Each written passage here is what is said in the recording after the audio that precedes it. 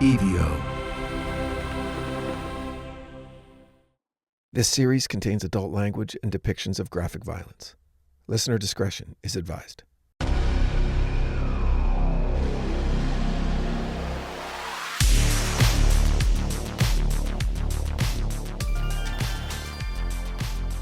Hello, Devil Within listeners. Welcome back to another bonus episode of The Devil Within, Satan's Shadow. We have arrived at The Ascent, Part 2, where we will hear how the trial wound up and also if Dante and Virgil made it to the summit of Purgatory.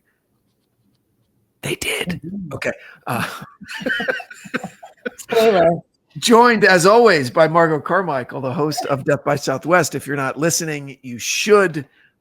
It's a wonderful podcast, and she's been doing great work for over 100 episodes now. So, Margot, thank you again for joining. Thank you for having me. Did you have a good week? Yeah, it's hot. It's 95 degrees in Tucson already. It's like we had 2 days of spring, and now it's summer. Is it really 95 degrees? It is 100% 95 degrees today. Wow. Yeah. Okay. That's not okay with me. Yes. It's 100 on Saturday. We're at a nice 75 here in LA. No clouds. My solar panels are humming. Oh, gotta tell you. Solar panels. You've never seen solar panels till you've been to Tucson. I am producing about 200% of my electrical usage with my solar panels. That's so cool. Amazing. It's amazing. My power bill last month was $22. All right. Shut the insane. Yes. Insane. You know what my power bill is during the summer in Tucson? $800 sometimes. A month? Oh, gosh, it's just constant. The house that I rent is from like 1950. So the window, there's like cracks everywhere. It's bad. It is bad. But the rest of the year it's fine. Like I don't have the air on now. Right. Because the house is still getting cool at night. Yes. Yeah. Anyways. Wow, well, so here we go. Yep. So let's get into this episode. Yes, I know. It got a little Dante heavy. I know, but when you sent it to me, you literally said that. You said a little Dante heavy, and I was like, all right, well, if he said he got a little Dante heavy, he got real heavy into it. That means. Oh man, it just lit me up. This part of it because I remembered, it was such a strange and beautiful unrequited love that he held for Beatrice. Okay. And what you don't realize until the very end of Purgatorio before Paradiso is that Virgil can't go beyond Purgatory until he needs a new bringing God. Up stuff that I have in my notes. I know. I'm sorry. Okay. I'm sorry. All right. Go ahead. Sorry. Forget I said that. Let's go. Jumping ahead here. Let's go. Sorry. Let's go. All right. Let's start off with that. Ramirez. I like how you did it at the beginning. You're like, no. And then you just paused. I was like, no, what? Yeah, it was a cheap cliffhanger at the end. It was good. It was cheap. For dramatic effect. Yeah.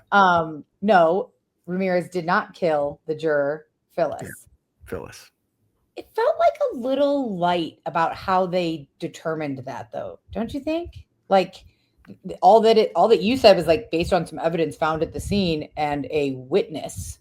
Right. They determined that it was. I mean, I'm not saying I don't believe that. It sounds. And then what's his name killed himself. So. Yeah. Well, look, the neighbors knew who lived there, right? The neighbors knew Phyllis and Mr. Melton, Jason, or John, whatever his name was, Jim. They heard screaming and gunshots. James, thank you. They heard screaming and gunshots. No one called the cops, but they looked out the window and they saw James's Cadillac tearing ass away from the scene. Okay. Yeah. I mean, and then a couple days later, Phyllis turns up dead. They're like, of course, it was the boyfriend. This is what his name is. Search known associates. They find him. He's barricaded and he kills himself. So it was pretty open. Very neat. Yeah. I mean, very open shut, which it literally could be, or there's the other way to look at it. Like it was very open shut. I don't know. It might mean something else. Because I mean, today that wouldn't stand. If somebody saw me leave, you heard me and you arguing and heard a gunshot, and then I got in my car and drove away, and one person said that, oh, well, I saw her get in her car and drive away. Well, that doesn't mean I did it. That wouldn't. What that is a lead, right? And they would come talk to you. And then if I killed myself. Right. And then as the police were approaching, you're like, you're never going to take me alive, coppers. I killed that motherfucker. Boom. Right. Then it would be pretty open and shut that you did it. Yeah, that's true.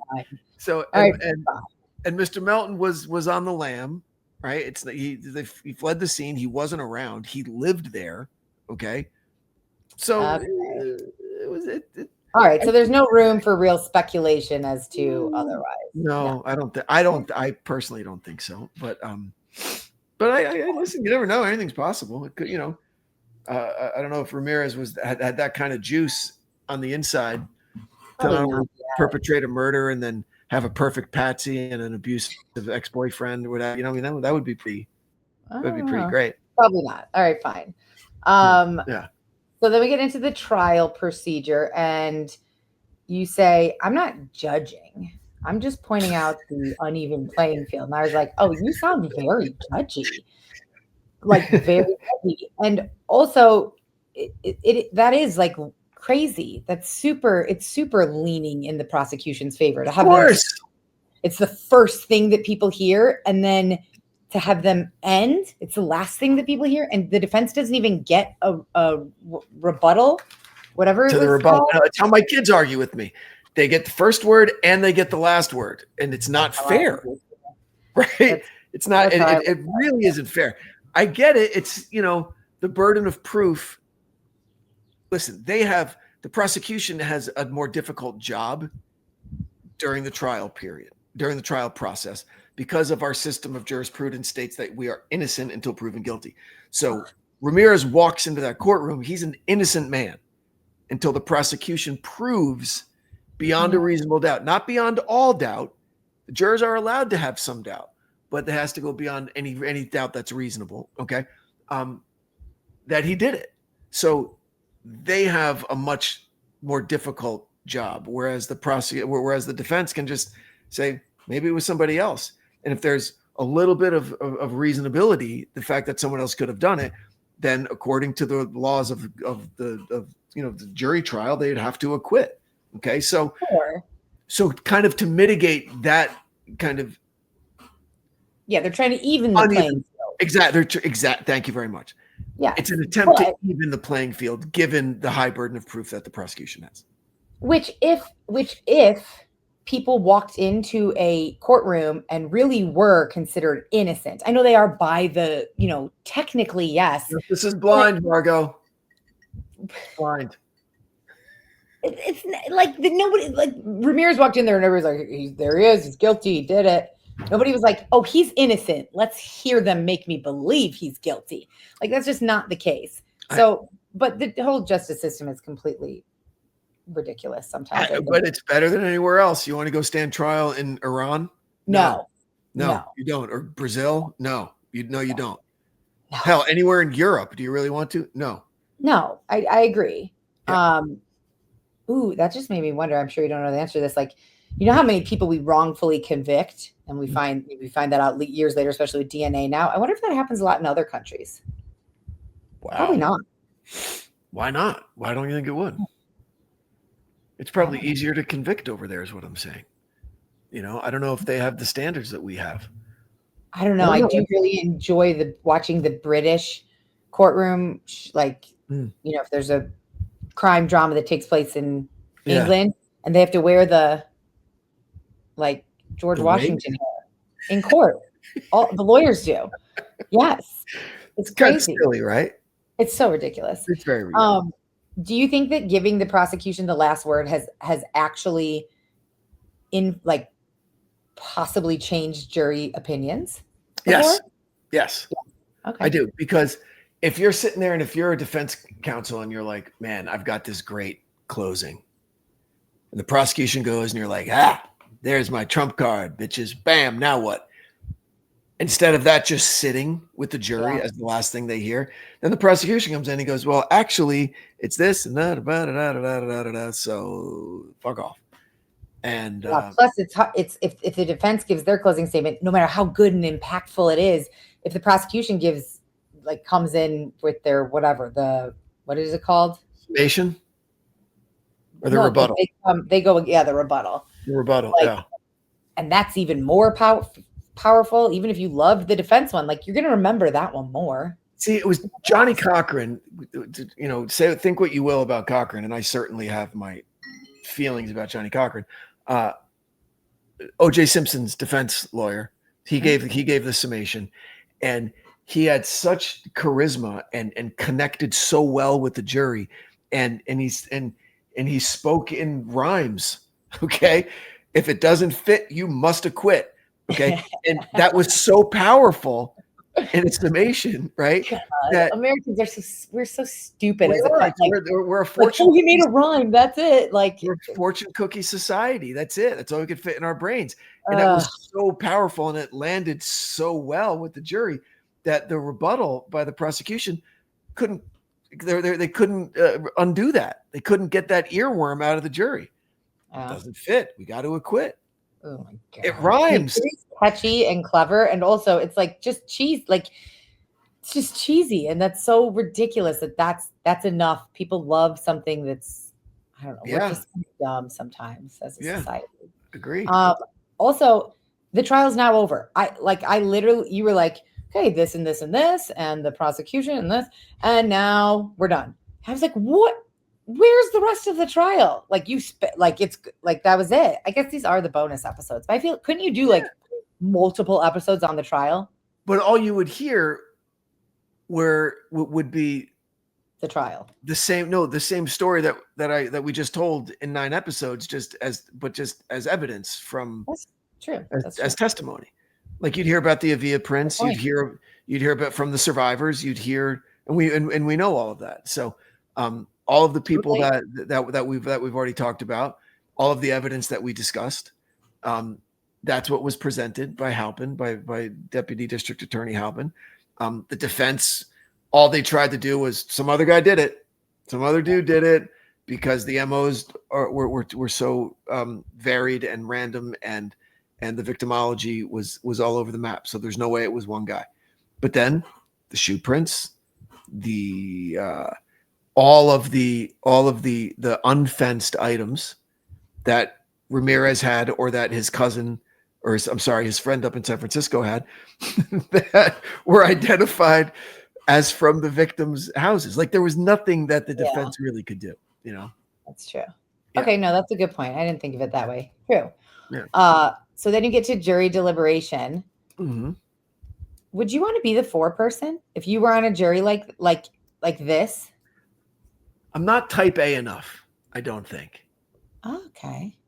I don't, like, that's who's a great foreperson, is like, I know I can name you 5 or 6 moms just from one of my daughter's volleyball teams that was born to be a jury foreperson. Okay. Okay, because she is organizing the lunches for the girls. Here's the carpool schedule. Here's when we show up. Here's the jerseys that they're going to be wearing. Here are the numbers for everybody. Here's right. Like, that's what you need. I don't think I'm organized enough. I've got too much of a kind of a creative lean to my brain, right, and less administrative. So, because you need someone who will be like the teacher's pet. No, listen, let's ask the judge. Let's make sure that we're interpreting this evidence correctly. Like, that's what you need, someone who really gives a shit. Yeah, that's true.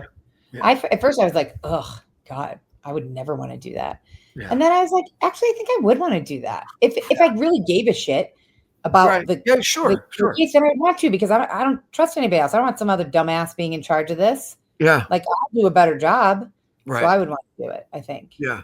Yeah, and it's an election. Who wants John, who wants Mary, who wants whatever, right? And they vote on it. Yeah, they vote on it. That's the first thing that they do, is they vote on who should be the foreperson. And it's kind of like electing a pope, right? You want it to go to a guy who doesn't want it, right? Oh. Because you don't want it to be someone who just wants to get the fuck out of there, right? Who wants the deliberations to be over so he can go home or go back to work or whatever. Right. You want someone, like you said, who cares, who takes the job really seriously. Someone that's probably not really well liked on the jury because of that, right. would probably be the best. I mean, you're 8 months in. Yeah. And you want it to be over. Like, that's not the time. Right. That's not the time to get chintzy. Right. We're here. let's really get the right person for it who will take us home. Yeah. And it really, so before we get into Dante, the last thing I have about the jury is just like, I can't imagine the emotional toll this must have taken on them. Like, I would love to hear how, once this was all over, I mean, I know we hear some statements from them at the end, but yeah, like, I cherry picked. Yeah. And done, and like they had gotten back to their lives. Like, how did this affect your mental stability and your emotions? Or did it not? Because I can't even, or like your family, you're gone for 8 months. What the fuck? Yeah. What about your dogs and shit? Yeah. I found those quotes for that specific reason about the mental anguish that it took. Yeah. But a lot of them were the opposite. A lot of them were fucking pride for their city. That look what we did. We took care of LA. Oh, yeah. There was a lot more than, oh my God, I can't sleep and it fucked me up. It was this sense of civic pride and like, fuck it, let's go to a fucking Laker game and let's eat some tacos and let's, you know what I mean? Let's celebrate like our city. Yeah. So that makes sense. Yeah. It was really interesting. Really interesting. Cause I was expecting, you know, people are fucking resilient and people get it. And people are, you know that evil exists out there and okay, I have an opportunity to fight it in a small way and let's go. Yeah. Dante. Oh boy. Dante and Virgil. Like you got to do a Cliff Notes podcast. And I want listeners to like write in and agree with me because I think it would be awesome. There's so many books that people like will never read because like, oh, it's too long, it's too boring. I don't want to deal with it. But like you do a good job of explaining it in a very like I understand it. I feel like I've read it kind of. Good. So my understanding is kind of this is where they're transitioning from like to a spiritual from like all this terribleness to spiritual reckoning. And it's like the space between night and day. Cause you had something I've noticed. Oh yeah. That's what the sky looks like in Purgatory. Yeah. That was the purple sky. Not quite rose. Yes. And time paused on the edge of its breath. I really had to think about that one. Actually, I was kind of like time paused on the edge of its. I like think I understand what it's trying to say. But if you start thinking about it, it's all from a great translation of Dante, like and who knows really what he even meant there, right? But it's because just remember we're not in a real place, right? We're in a place where you know the laws of physics don't really apply, and we're in a place of obviously Dante's imagination, and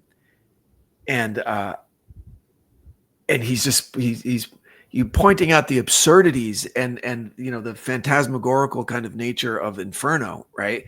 With all of that stuff that just wouldn't exist on Earth, okay? But when we're in Purgatory, it's a little bit more familiar, right? Because we're on a mountain and there's terraces and it smells of like damp earth a little bit. Okay, so it's getting a little more familiar. Sure. Of the three realms, it's the most familiar to Earth because we're actually on a mountain and we're outside. But then there's things like the sky is perpetually not night and not day. It's I like the space between night and day. I like breaking dawn, right? Because dawn is only you think about it, only lasts a second. There's only a moment. It's not long enough. I love dawn, and it's only a moment when dawn breaks, and then it's morning. Yep. Right. So this is perpetually at breaking dawn. And so, in my opinion, that's what it means. Time pausing on the edge of its own breath is that the day hasn't really started yet, and that's how we mark time with the beginning of a day, right? And it hasn't. It has, but it hasn't. Like it's begun, but it hasn't continued. You know. So that's my opinion of it, right? That's how I interpret it. But it's Anyway, so I stopped after the last episode after Sloth, okay, right, and then move continuing through the last three, right. And so, were you was this a conscious decision to kind of because I was trying to see like, well, how are we relating this to Ramirez? And is it like his ascension is kind of like the ascension of the jury getting to a verdict? Like we're ascending. No, and again, this is one of those targets that I was shooting for and couldn't quite get there. I wanted it to be the city's journey, Los Angeles itself. Oh, okay. Well, other people may have interpreted it like that. That makes sense. Maybe dealing with the city, dealing with its own stuff, the sins of the city kind of laid bare at this big trial, that we let this monster roam for so long and kill so many of our citizens and everything. And so LA as a collective was kind of journeying towards. That makes more sense, actually. Redemption. Yeah. That makes sense. So then we get to Dante's posture changing, which seems small, but when I went back and listened to it again, I was like, I feel like this is actually a big thing, where he no longer sagged beneath the burden. And it was almost like he didn't really realize it, but Virgil was like watching Dante like stand more straight. I hate to say erect, so I'm going to say straight. Yeah. That like the physical transformation was like mirroring his spiritual one, essentially. Correct. Right? Exactly. As the weight of all of that sin and all of the experience that he witnessed as a mortal going through the circles of hell, as that started falling away, he was having the effect of because remember what Dante was also going through here, right? He was having a reckoning within himself that he wasn't sharing with Virgil, right? He was saying like, oh man, I've wasted time before also. I'm going to make a note to not do that anymore. I'm not going to covet other people. I'm not going to have someone's happiness diminish my own. Like I'm happy for them. That's great. And that's okay. And I'll get mine a different way or another time, or I'm already happy with what I have. I don't need more, right? So he was going through it, even though he wasn't actually guilty of those sins to the point where he would have to go through purgatory as a human. Maybe not, right? He was just allowed to experience this without having to die and realize what his judgment was going to be, okay? So a lot of this time he's questioning, is this where I would end up? Will I end up here when I die, or will my ticket get punched to heaven right away? Okay. Yeah, because this I think is how I've been in the back of my head, but now I feel like, oh shit, maybe I'm wrong. I should clarify this. Like this is kind of like in like the A Christmas Carol, where like the ghost, whatever, takes you through, and you see all of these different things, and that's what Dante's doing. He's not like here because he is here, but he's here because he's just kind of like a viewer, but then he's also internalizing what he's seeing. Exactly. You have no choice.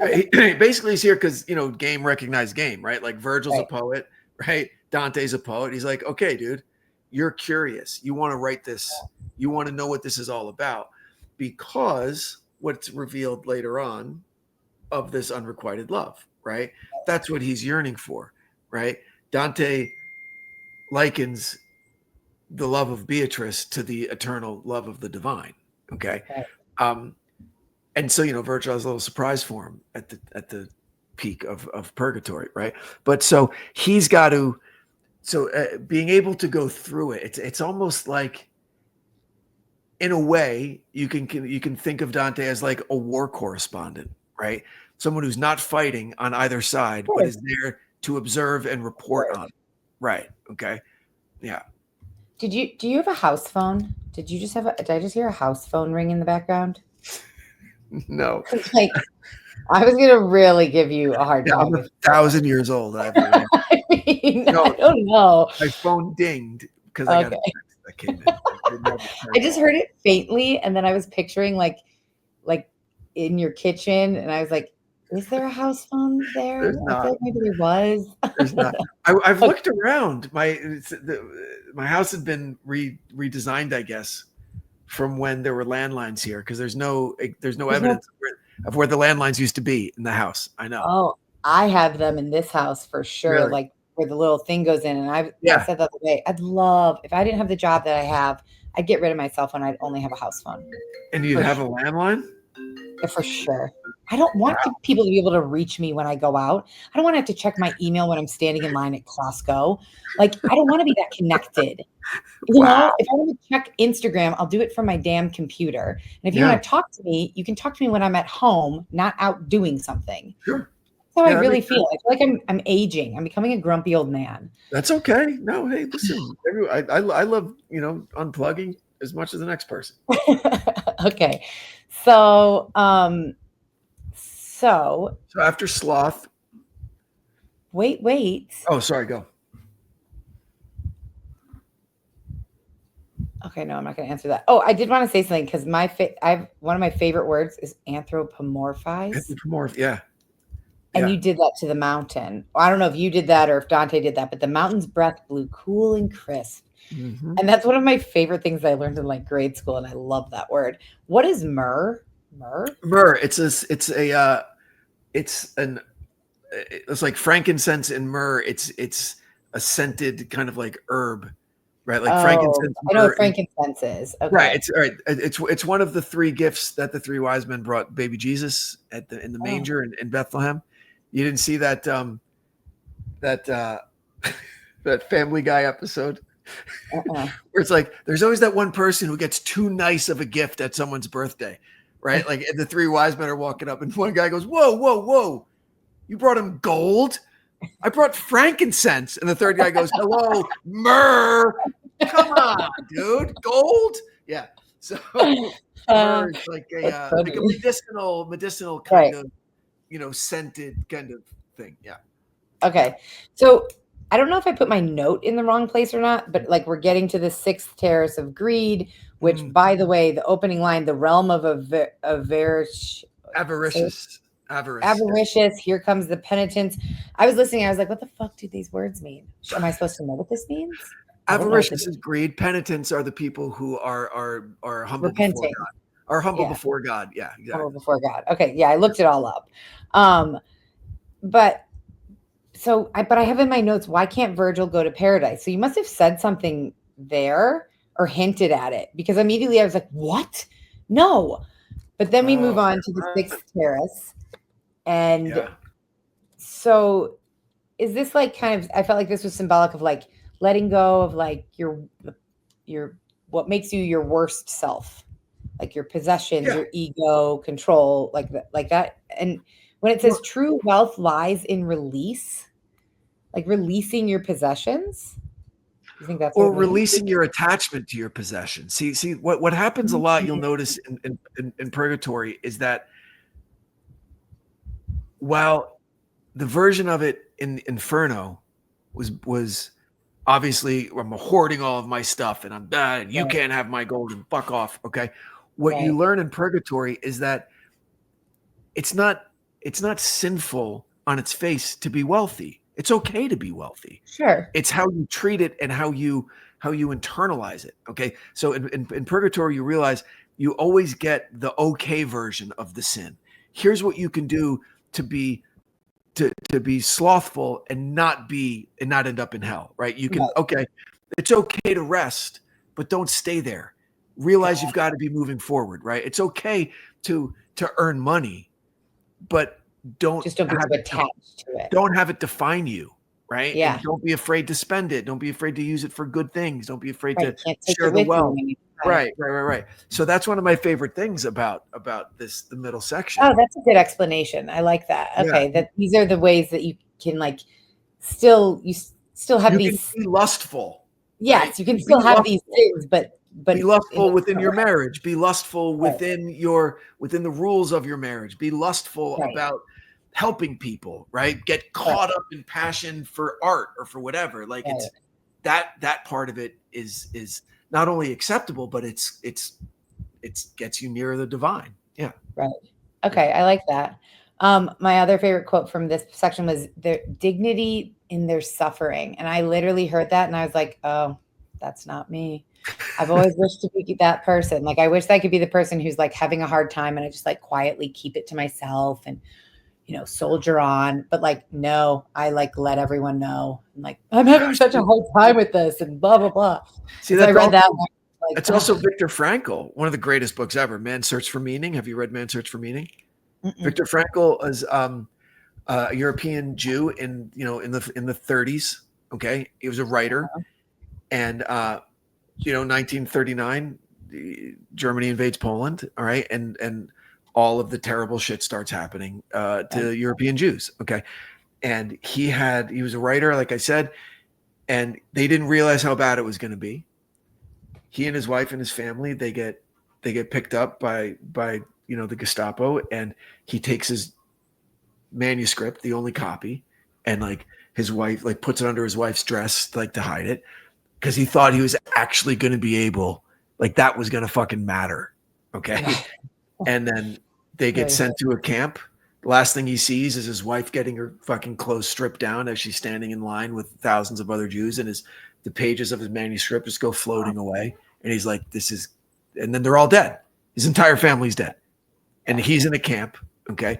But he's a writer. He's a student of the human condition. Okay. So he's in there and he's talking to people, and he's trying to figure out grief, and he's trying to figure out what kind of God would allow this to happen, and all of this. And what he found out was the people who survived were the people who found meaning in their suffering. Okay. Something as simple as, well, gosh, the reason that they went first is because God must know that I'm the strong one, that I can handle it. How hard would it have been on them if I had died? Okay. They might not have been able to handle it. So small things like that, finding meaning, which is not a small thing at all. I didn't mean to diminish it, but that was this whole thing. Finding meaning in your suffering is what sometimes can get us through, instead of just being. It's I really. think you suggested it to me once before. I think this was months ago, and I told you I'm having an existential crisis, which is ongoing. Why? What is the point of all of this? Why am I here? That is my thought every day. And you suggested this book, and I haven't read it, so I wrote it down again. I'm going to get it. It's for meaning. It's not. You could read it in 2 days. It's not like this huge 800-page novel. It's a couple hundred pages long, and it's really, really, really heavy, really heavy. Okay. Yeah. And he survived, obviously. Frankl, F-R-A. What happened? He wrote it? He wrote the book. He survived. He rewrote the book. He had this manuscript, and his pages went everywhere. He was able to release his connection and his desire for that novel that he thought was going to make him the next, Franz Kafka, and just said, okay, I'm going to write this now. This is my reason. The reason all of this happened to me was to write this book. Yeah. Okay. Yeah. Got it. Yeah. Wow. Okay, now we're moving to the seventh terrace, gluttonous. So you said trees are eternally just out of reach. Yeah. But I thought nothing in Purgatory was eternal. That was the big difference. That in the Inferno, it was you're eternally wanting this, or you're eternally yearning for this. And in Purgatory, that isn't the case. But now they can graduate out of the seventh terrace. Right. Okay. The nature of the seventh terrace is we're going to show you right. But the nature of the seventh terrace is you need to understand, you need to internalize a different definition of gluttony. It's not shoving food in your face. It's okay to eat. It's okay to eat your fill and to enjoy a banquet and all of that, but not to the point of excess where that is what your life is about. So we're going to show you can survive without grabbing the fruit off of this tree. And when you realize that, you're not in the terrace forever. So the nature of the terrace is eternal. Okay. But the souls in it aren't. Okay. That makes sense. That clears that up. This one, I got a lot of quotes from this one because this really resonates with me. Gluttony still. Yeah, gluttony. Yeah. Hunger was no longer about food, but about control. I heard that and I had to pause it and write it down because, first of all, that is something that anybody who's ever had disordered eating or issues with eating, that sentence could have defined my entire 20s to 35. Mm-hmm. Learning to feast only on what truly satisfies. I mean, basically most of America could take note from this, I feel like. Of course. I mean, just subtle slide from joy to excess. Like, I don't know, all the lines in here were so, they fast not to torment themselves, but to train their desire. Like, it's so great. It's so brilliant. Oh, it's so brilliant.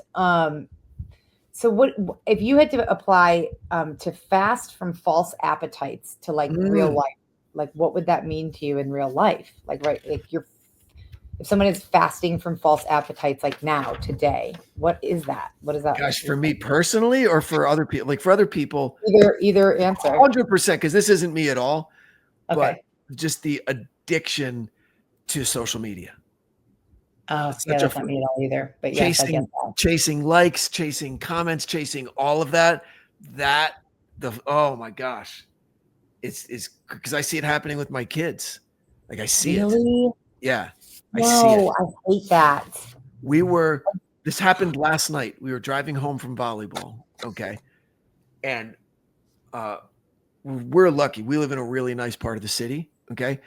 But where the volleyball club is in like the fucking hood. All right. Mm-hmm. And so we're driving away. We're like a block away from the place and we hear pop, pop, pop. We hear 3 gunshots. Okay. And I'm like, roll them up. Right. And we're going. And we're like, Margot, I'm not kidding. 30 seconds later, my youngest goes to my oldest. Why did you post? Okay. Why did I hear gunshots just now? Like it had already been posted on Snapchat and people were going, oh my God, are you okay? What happened? Oh no, where are, right? Like, and then it's the attention. And I'm thinking, oh man, she's getting all those endorphins. How do you break that? Like, I don't know how you break that because I throw the phone in the fucking sewer is how I break it. Yeah. I mean, I think it's like so sad. I'm sorry. I know you have kids right now, but like to have kids now that didn't grow up like I grew up, like you grew up. Yeah. It's depressing to me because I can see getting caught up in that a little bit here and there. I can understand, but like at this point in my life, I don't give a fuck. No, like, I don't care at all what you're doing, what your kid's birthday look like. I care what when your wife posts stuff. Sure, it's nice to see some of that stuff if I happen to be on. I don't care if somebody likes my shit or not or comments, and I don't think you can break that out of kids today because that's how they grew up. We got through our entire lives without it. Ever. Without knowing what our friends had for lunch. And we're fine. Without being able to contact them. Right. Like at any given moment of the day. Yeah. Without knowing where they went on vacation, without, seeing pictures of the wing of their airplane as they're landing at home. Right. I don't need to see any of that. So that's where I think the gluttony is right now in our society. Wow. So that which would be true. I think it can be distilled to the need for attention, gluttonous for attention, gluttonous for having people believe that our lives are different than what they are because none of that stuff on Instagram is real. It's curated, right? The real stuff is never on there, No, of course not. But I don't like that. Oh, I could talk for hours about this because it drives me nuts. I do not understand it. And and the only thing I can think is that like, that's because this was not part of my life until I was a fully formed adult. Yeah. It makes me sad for kids so much. Yeah. That's a really good point. I think you're right. That's true. Social media. That wouldn't be for me. I don't know what it would be for me. I'd have to, what would it be for you? I knew you were going to ask. I don't really know. There are specific areas of my life that have, that have taught me for a really, really long time to be wary of gluttonous kind of activities. Okay. So I have purged most of them from my life. I think the last thing that I have really that I would overdo it on is sugar. I eat like a 12-year-old if I see a bag of candy. Right. 12-year-old. I know. Really. I do. In that one, I also eat healthy other time, most of the time. You exercise and stuff. And I exercise, of course, but for that, yeah, I'm kind of gluttonous for junk food. I admit it. I'll crush a bag of Doritos or like a sleeve of Thin Mints. Thin Mints? Are you fucking kidding me? Oh, yeah, I know. Oh, I could live on sugar and not fast food, but like Doritos and Velveeta. And I love it. I wasn't allowed to have that as a kid. and now I don't allow myself to have it either. Yeah. I don't know. I don't know what mine would be. I have to think about that now. And work for me. I overdo it on work sometimes. Yeah, I can see that. Yeah, because I'm afraid of falling behind. That's all. So that's a questionable one though. That could be like that could work in your favor. I see people who have a better work-life balance that I want to emulate. So okay, I can say that. Yeah, I can say that. So okay. Well, yeah. I asked the question. I feel like I should have an answer to it too, but I don't. I don't know. I don't indulge in like foods or booze. I mean, like sometimes, but not like that. Right. Not work. I have a good work-life balance. I don't overdo it. So I don't know. Let's think about it. So 8th terrace, the lustful. As we're getting to this, I'm like, where's Beatrice? Where is she? I know she's coming somewhere. He's got to earn it. He's got to earn it. And he does right here. He's afraid, but he does it anyway. He trusts Virgil. Yeah. So like he was just literally scared of the fire. Of the like fire. That, there was no like kind of deeper. It was just like he's scared of the actual fire. A little bit of a deeper meaning. He felt there was a little bit of an imposter syndrome going on, right? Like that's not the time to realize that you're unworthy, because that is the ultimate test. Right. You know it's going to burn, but it's not going to burn your flesh. It's going to burn out the sin. It's a purification. It's pure. It's fucking purification. Right. Dude, that's scary. Yeah, that's true. I would totally do it. I would totally do it. Me too. Yeah. Dante is scared to walk through the fire. He still feels fire, but it's not about destruction. It's about purification. It burns not to destroy, but to purify. Desire was not the enemy. It was the misdirection of desire. How great is that? Great. See, that's what I'm saying. There's always that answer in purgatory. Desires. Yeah, I like that. That like it's almost like kind of like about balance. It's like you can have desire, but you can't misdirect it. Like do this, but don't do it to this extreme or this way.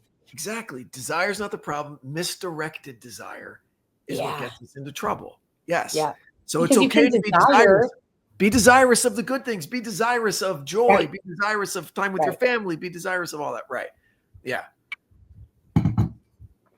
Ramirez had desire that was like really completely misdirected. He just wanted as much cocaine as there was in the world. Okay. I mean, who doesn't? But fine. And then he was very, I mean, again, it was a mental disease, very sexually desirous, his hypersexuality. Okay. In a dark way. Oral copulation. You don't like forced. Okay. Forced oral copulation. Right. So yeah, he's the poster child for misdirected desire. Yeah. Yeah.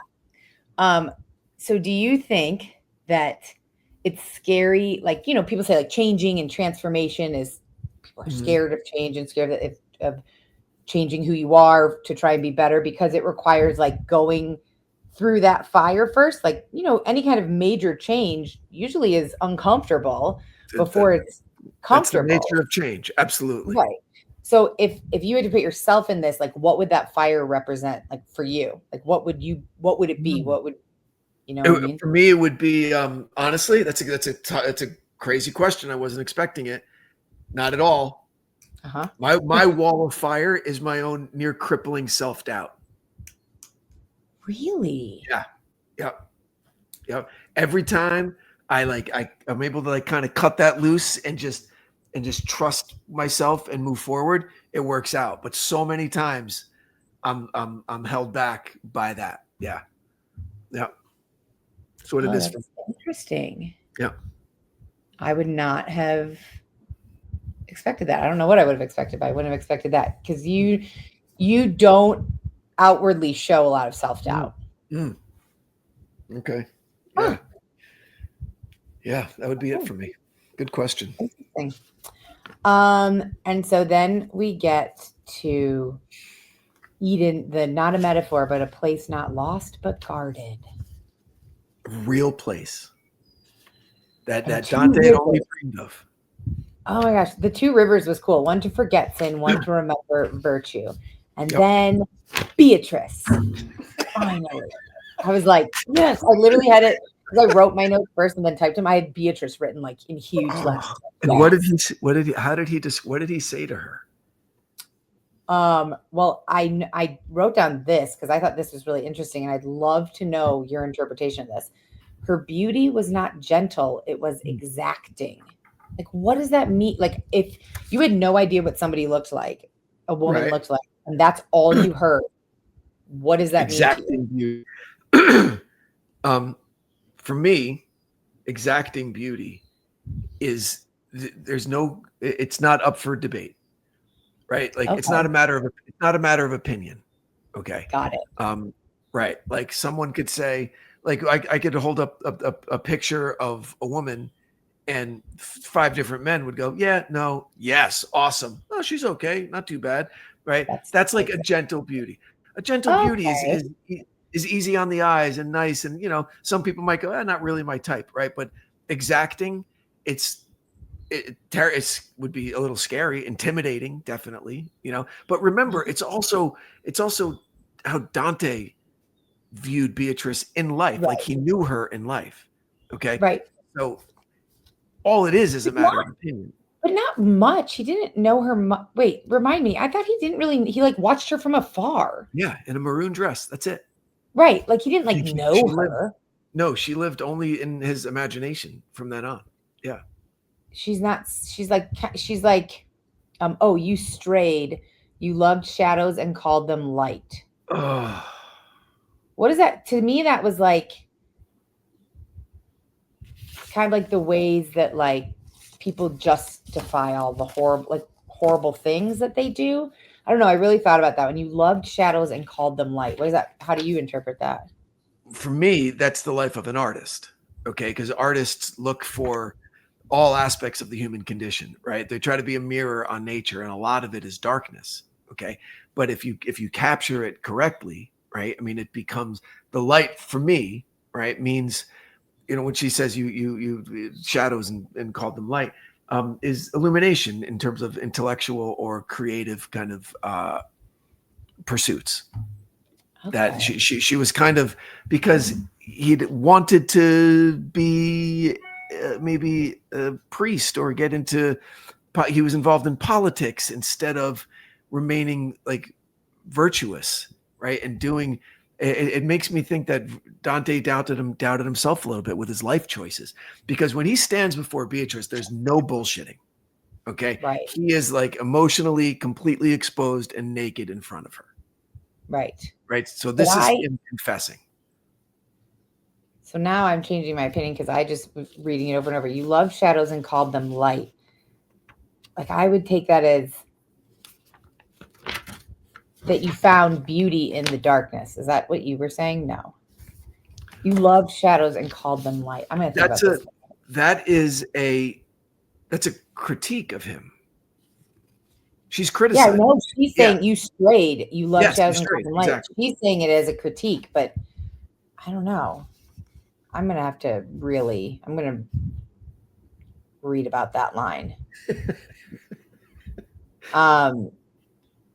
So she tells him to drink from both rivers. Mm-hmm. But wait, what did he say about her? What did she do for him in his youth? What was the line? Hold on. I'm looking for the episode now. Hold on. It was so profound. And I knew I was going to lose it. Oh, I'm going to find it right here. It was right before that. He says, you did something for, like, you, oh, man, captured my youth, or something about.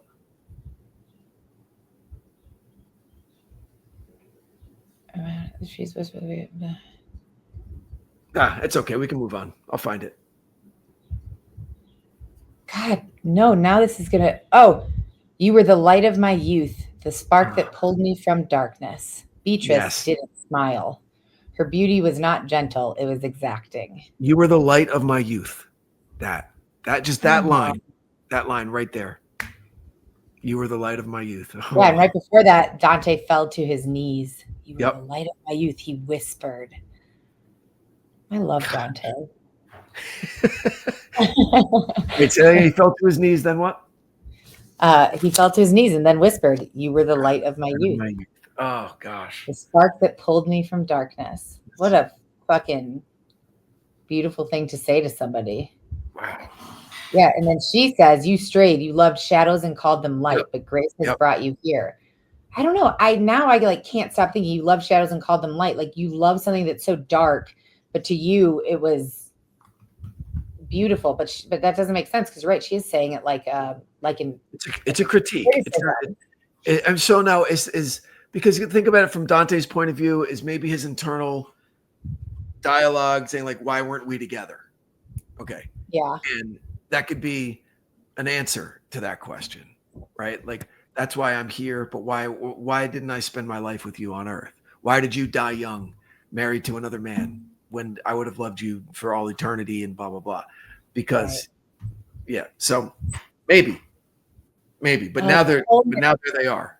This whole next part, first of all, like, so beside them, he drank from both rivers, and then Beatrice said, now you are ready for the stars. And then just in that moment, you're just like, and then Virgil just faded and disappeared. Just like, that's it. Virgil's gone. And I will say that I did like, what a like amazing, like, I don't know what the word is, like such a badass thing he just like faded. There was no like big exit. There was no like goodbye. There was no nothing. It was just like, he just faded away. Why? It wasn't his choice. It wasn't his choice. He didn't want to do that. He had to. Because where does he live forever? Where does he live forever? Yeah. And Virgil's in limbo. Remember, Virgil's in the first circle of hell because he died in a time before Christ was born. Through no fault of his own, he's forever separated from the divine love of Christ. He physically can't go because he was never baptized. So remember, everybody in limbo, their only punishment is a longing. That's it. That's I know. So Virgil could go anywhere through hell and up purgatory, but he can't step into paradise. He can't step one little toe into Eden. Longing for something, for someone, for something, and never being able to get it. Not for something or for someone, but for the ultimate divine warmth of the love of Christ. For him, this is the worst. Right? Yeah, he's constantly, perpetually, eternally separated from that. Yeah. That poor fucker, right? I know. But he didn't have a choice, but he still went gracefully. He just faded away. Of course, because he's a pimp. Yeah. Right? That's what I'm saying. He really was. Yeah. And this whole part was like very like lovely. Carried Dante from despair to discipline, gave way now to regulation, and overhead the sky shifted, the constellations turned, not in fate, but in freedom. The journey through hell had taught Dante the depth of sin. Purgatory had shown him the possibility of ascent. Yeah, I actually do want to read this. No, I like it because I listened to it twice and then I read the transcript again because then it really computes for me. And I think, and so when I'm reading, I'm like, oh, I do want to read this. It was really, thank you. Beautiful. Cool. Really beautiful. Cool. And then the last part, the Hybristophilia. Hybristophilia. Yeah. Right. I mean, it's legit. I shouldn't make that face because realistically, it's a paraphilia, which is just a fetish. Yeah, right. I'm not gonna I've lots of people have fetishes. I don't think there's anything wrong with it as long as you're not hurting somebody else. It's totally great, and I don't have to understand it. Some people watch people sit on cakes, and that does it for them. Sit down on a cake and do you have a camera in my house? What's going on? How do you know? No, I'm not kink shaming either. That's do your thing. Where it gets dangerous is when they get so involved that they want to help them kill people or plan crimes or whatever. Right. But that's in this case, that's not.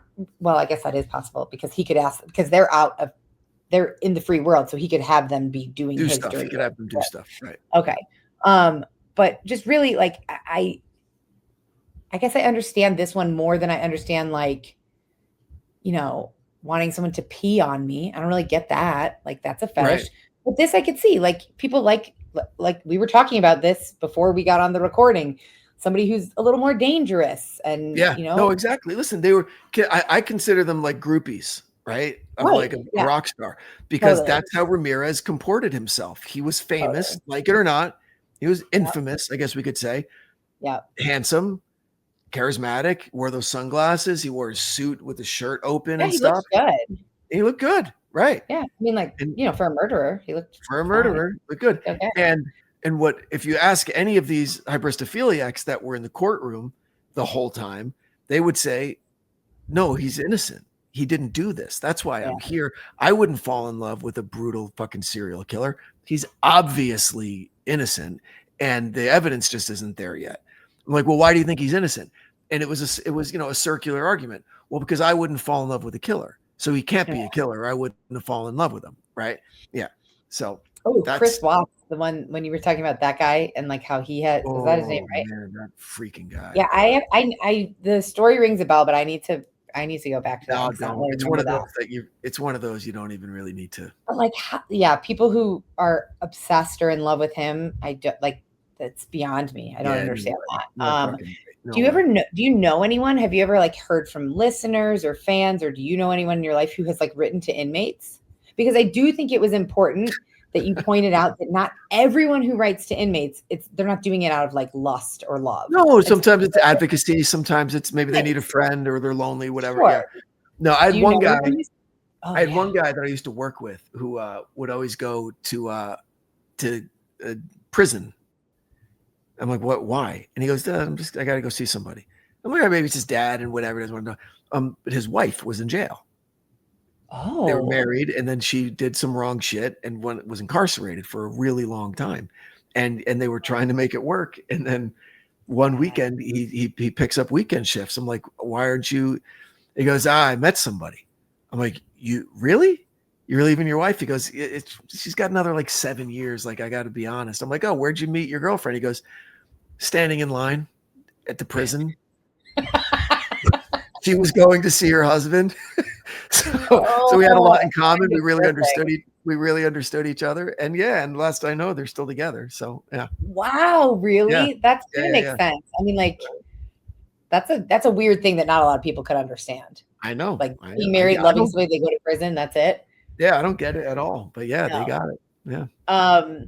22 days of deliberation. Yep. Why? What? See, that's a good four-person. That's a good. Right. That's true. That's a good four-person, because one of the big things that a judge will tell a four-person: don't fuck this up, and give them a reason for appeal. Okay, make sure you're by the book on everything. Okay. And so 22 days. Yeah. Ramirez declined to be there, and is that what you said? Did I hear that correctly? At the end of all of his bluster and all of his everything, he wasn't there to hear guilty. He didn't have the balls to learn his fate like a man. I didn't even know that was an option. Like, I didn't know that you were allowed to be like, nah, I don't feel like showing up there. You don't have to leave your cell. Really? Yeah. No. Okay. And then the jurors making, evil in its purest form. There we go. Hearing testimony in her dreams, like the stuff, like this was really lingering with them. But it's interesting that you said that the more of the jurors like were very proud of what they were doing. Very prideful. Very, very prideful. And you really love Phil Halpin. I can tell like the way you talk about him with like the kind of public servant that you want out there. He's the kind of guy you want out there on the job. Yep. Yeah. He died on his birthday. Only 2 years after retiring. He didn't even get to enjoy his fucking retirement. He retired at 63. Mark's biggest fear is that like he's going to work till he retires, and then like he's going to die. That's what happened to Phil. He had 2 years, and probably one of them sucked because he had cancer. Yeah. But 37 years. We can assume he maybe loved his job. 37 years. Yes, he served. He was Los Angeles in court for 37 years. Great. I would have loved to have him full long retirement. I can tell. You can hear that. You can hear that you really like this guy when you talk about him. It made me kind of sad because it seems like he almost feels like kind of like a throwback to like how lawyers used to be back in the day, like really good, dedicated, didn't need to take a victory lap, blah, blah. Like maybe he didn't go write a book. He didn't try and get a fucking TV show, like nothing. Right. Just did his job. That's it. Yeah. Yes. And then the jurors have to come back, which I was like, what? If I was a juror, I'd be so pissed. Sentencing. And then they get he gets the death sentence, which I have a question about. But then he says his monologue, and he says, "I am beyond good and evil. See you in Disneyland." And he said Disneyland chose not to use that in the commercial. I thought that was really funny. Because that's when all of it first started, when the Super Bowl winning quarterback would go, "Hey, I'm going to Disneyland." That's what Ramirez was trying to do, but he didn't get the fucking quote right.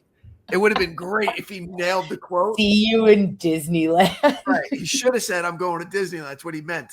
And that I get it. But that's so that would have been great. But the fact that he even brought up Disneyland was really funny. Yeah. And then he got the death penalty, but he never actually got the death penalty. Correct. He died of cancer. Yeah. He died of cancer. But like he was in jail or prison for a long time. Like he died of cancer much later. Yes. That's what I mean. Like people get the death penalty. 15 years he was in jail. Yeah. Oh, okay. I guess that's not that. He died in 2003. Yeah. Yeah. So I know everyone wanted to see him die. They want at the hands of the state that he terrorized. But I just mean like if he was still alive, how cool would have this podcast been if you could have gotten like interview clips of him? He would have talked too. He loved giving interviews. Yeah, I mean like that would have been so interesting. Yeah. But we'll go over that in the next episode, because I'm going to do one more bonus episode. I decided I'm going to do one more. Oh my God. Yeah. I thought you were going to do like 4 or 5. Like there's so much here, but yeah. Yeah. I think the audience is ready to move on and to get into some back into some weekly episodes of just, demonic possession and ghost stories and cryptids and stuff. And to be honest, I'm ready for that also. Yeah. Okay. I found some good stuff. But hey, great. Thank you so much for your thoughtful consideration of this. And I look forward to next week. Yeah. If you enjoyed the episode, guys, share it with somebody you think might enjoy it as well. Head over to Apple or Spotify, rate and review. It helps so much. And consider supporting the great companies that support the show, because I couldn't do it without them. So please go follow Death by Southwest. Tell your friends about it. Again, it's a great listen. You cannot go wrong. Margot, thank you. Anything you'd like to add? Anything coming up on your show this week you want to talk about? No, just more true crime. I did a part 1 last week, and part 2 will be next week. And it doesn't take place in the Southwest, but I was so captivated by this one. I was like, fuck it, I'm doing it. It takes place in New York. All right. But it was, I found it very interesting. So that's it. Well, check it out. All right. Well, until next time, everybody, stay safe out there. Bye.